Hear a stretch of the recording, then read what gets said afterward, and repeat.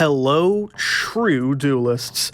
It's YGO Strat's Yu-Gi-Oh! Single card history, where I'm going to be talking about some of the cards that have impacted Yu-Gi-Oh! Throughout the years, and sometimes some of the other ones that didn't. Today's card, a classic case of the fine generic card in 2003, and a broken generic card in 2023.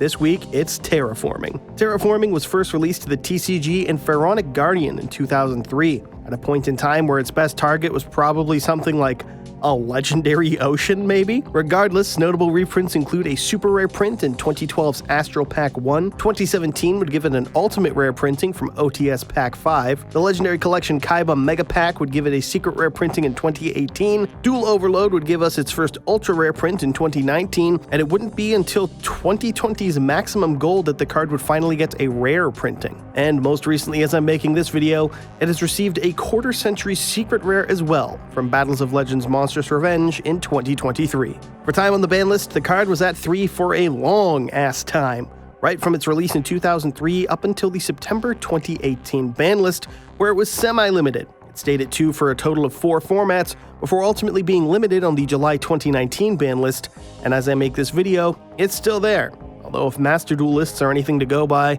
that may change in the near enough future. A normal spell card, its effect reads: add 1 field spell from your deck to your hand. Terraforming is one of the countless cards from the first 2 or even 3 years of Yu-Gi-Oh! Where it was fine, and really quite useless, arguably, at release. And then as time went on and field spells got better, so too did Terraforming. On release, the majority of field spells were more comparable to field-wide equip spells than anything else, giving attack boosts or nerfs to monsters depending on their type or attribute. Searching on a molten volcano was never really going to be a problem, and as such, neither was Terraforming. And even as decks would get field spells that they could use, it was never an issue in the large scale, and certainly not in the competitive sense. If you played Harpy's Hunting Ground, or Sanctuary in the Sky, or even Skyscraper, for one, you probably had a decent way to search them in their own decks, and really, none of these cards were allowing decks to do things that the current metagame wasn't doing any better. Terraforming's earliest tops are actually just FTK related. One would come in Magical Scientist FTK, where it was played because it got you to 40 cards without interfering with your reasoning odds to hit a Scientist or a Catapult Turtle, and then end the game in the least interactive way possible. This list here played 3 Terraforming and 1 Mystic Plasma Zone, with no desire to see any of them in any of its games, I'm sure. So sure, it counts as Terraforming's first top, but let's be real, this deck had nothing to do with Terraforming. It also showed up again in the Divine Wind of the Mist Valley FTK, which I've covered in more detail on my video for Ancient Fairy Dragon if you want to check that out. Long story short, search the field spell, summon Ancient Fairy Dragon, commit Time Theft and summon tokens, and then 3 bird bombs and your opponent loses. Trust me, that sentence does make sense. This is Yu-Gi-Oh! We're talking about, and what I said is in fact an accurate summary of the Divine Wind of the Mist Valley FTK. Instead, the card's first frequent use for non-FTK purposes in the competitive game would come from Dragunity decks. Oh, I'm sorry, did I say Dragunity? I meant Dragunity Rulers. After the banning of the baby dragons in 2013, Dragon Ruler decks needed something to substitute to play for their engine, and the Dragunity engine did so beautifully. Dragon Ravine is a field spell that can discard any card in your hand to send any dragon monster from deck to the graveyard, meaning you could pitch 1 Dragon Ruler to send another, banish both of those to summon a third, and then search off both the banished rulers. Or you could use those rulers in the grave to banish other dragons and summon themselves out, whatever it is you want it to do, really. And of course, you could use it to do actual Dragunity things, like sending a Phalanx to summon off of a Dux, or sending a Dux to equip and then summon the Phalanx, but it's summoning, okay?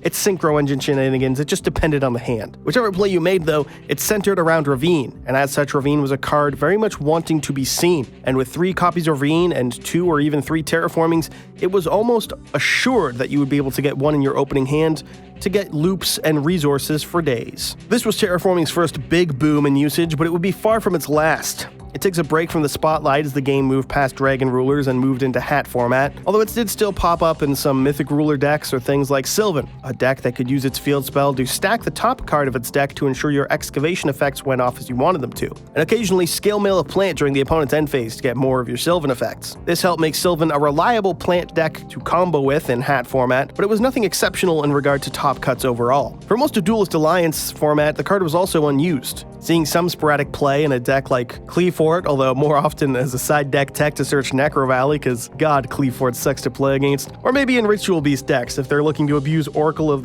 Zephyra, but nothing really spectacular or noteworthy. And then we get to 2015, and what is in my opinion the first of the modern field spells that would lead to this card becoming an issue. Cosmo was a deck of Star Wars meets Wizard of Oz in terms of art design, and Farm Girl meets OTK in terms of its gameplay, or Dark Destroyer meets the endless conga line of ships, whichever you prefer. It's a deck of pilots banishing themselves to tag up into ships, or ships banishing themselves to tag down into pilots, depending on the circumstance. But either way, things were getting banished. And not only did Cosmo's field spell, Cosmo Town, allow you to recover banished Cosmo monsters to your hand with a soft once per turn, it could also mulligan the deck's bricky hands, and as a bonus, it could search any Cosmo card from deck to hand if it left the fields, including a copy of itself. It's far from the most broken field spell, but it's the earliest example, in my opinion, of a field spell that does so much good for its archetype all packed into one card. Of course, it wasn't always a 3-of, as it was searchable off Farm Girl, and emergency teleport at 3 meant getting a Farm Girl wasn't much of a problem. But still, Cosmo Town was good enough to warrant the search in Cosmo and very much helped keep it playable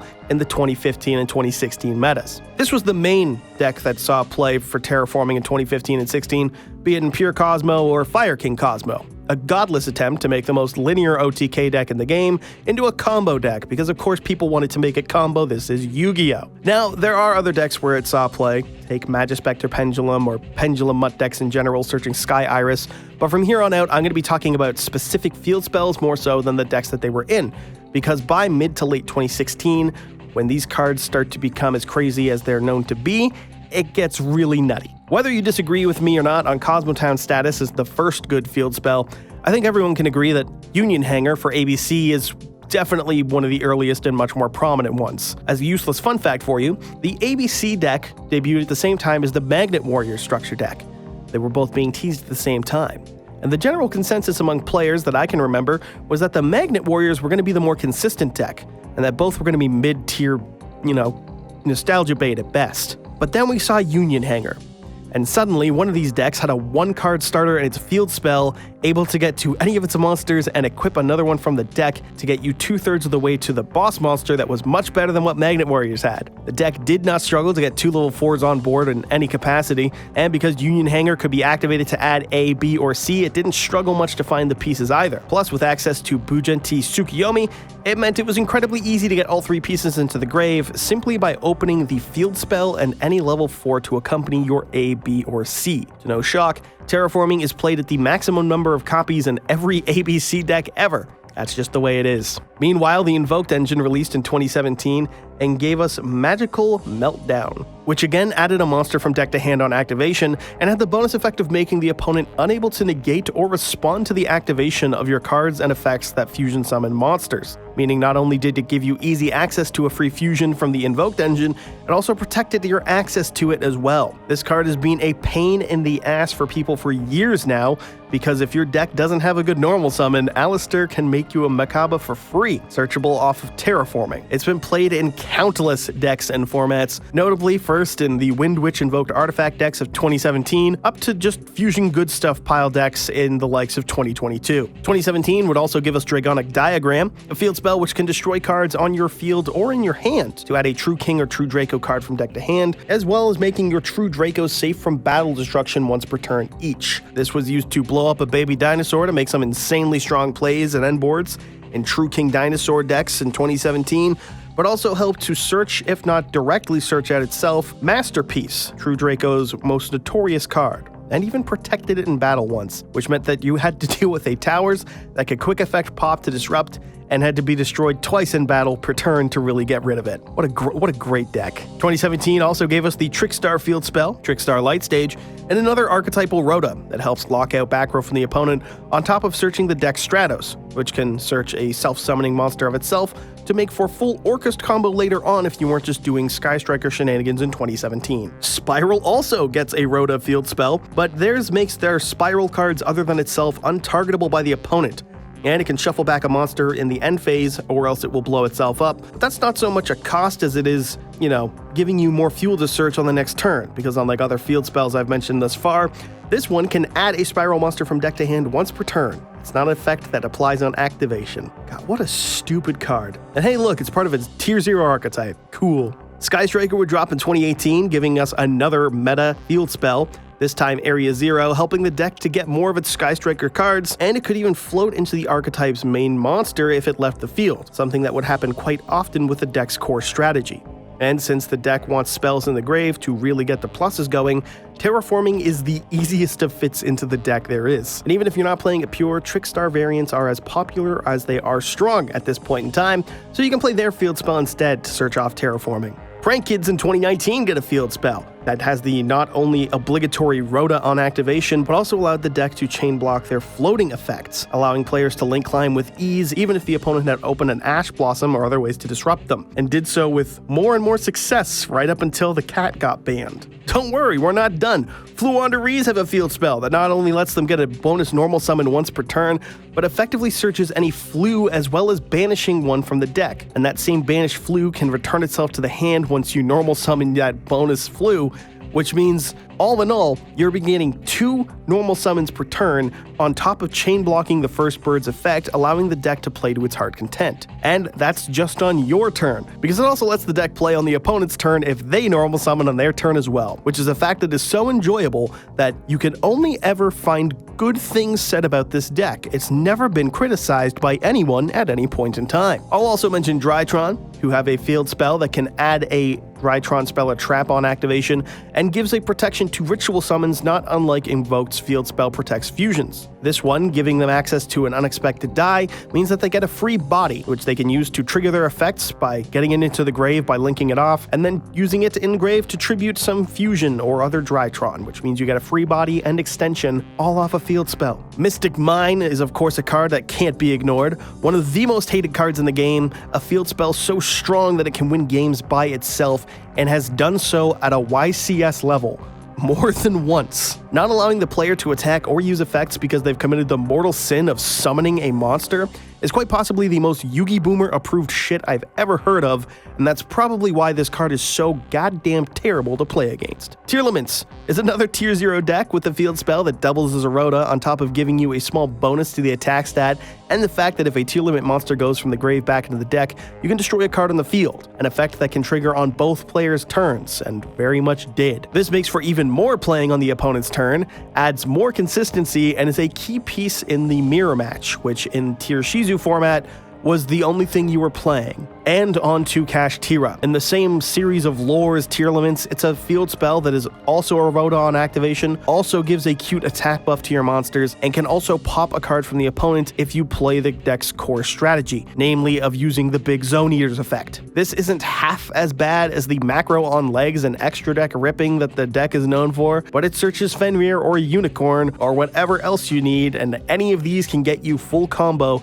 because that's just what field spells do now, god damn it. I'm not even close to having mentioned all the field spells that are key parts of strategies and have been key parts of good strategies. Manatium, Subterror, At Ignister, Generator, Numeron, Altergeist sometimes would play it to search Secret Village of the Spellcasters because Imperial Order wasn't enough. Layer of Darkness decks are annoying because of exactly Layer of Darkness, and Rika have a similar field spell to Layer, and of course, draw 3 cards per turn off the Runic field spell. You can't forget that one. The number of not just field spells, but powerful field spells has exploded in the game, to the point where there's not so much field spells as they are just continuous spells that don't have to eat up one of your main spell and trap zones for you. Field spells in modern Yu-Gi-Oh! Are 1-card starters. They can help you to recover resources for you. They can be extenders, and they can be so much more. It's kind of insane just how powerful they've gotten. They can make or break a deck, and Terraforming allows easier access to all of them, completely for free. Just get to your field spell. The limit to the card was nothing short of warranted, and honestly, I'm kind of waiting for the ban, much like it happened to it in Master Duel. It's not like decks don't end up with ways to search their field spells in theme regardless, half the time. I mean, hell, Runic main decks 15 to 20 searchers if you really think about it. Overall, Terraforming is the prime example of power creep in Yu-Gi-Oh! It's a card that was irrelevant when it was printed, that got really solid 10 years later, and then 10 years after that is something that's ban-worthy, or at the very least a card that no one can say is outlandish to end up being on the ban list. The strength of field spells tiles have grown incredibly fast in the game, and with their abundance, they've only made terraforming stronger with time. If one card by itself can make a starter for 28 different decks in any given format, then that one card is probably worth looking at as to whether or not deserves to be around. Or at least that's my 2 cents. You can let me know yours in the comments, because that's all I've got for today on today's episode of Yu-Gi-Oh! Single Card History, Terraforming. Stay tuned for the next video, and feel free to suggest some cards to review or what type of video you'd like to see. Don't forget to like, and as always, subscribe to YGO Strats, so you can impress your smoking Italian wife, and so you too can be a true duelist.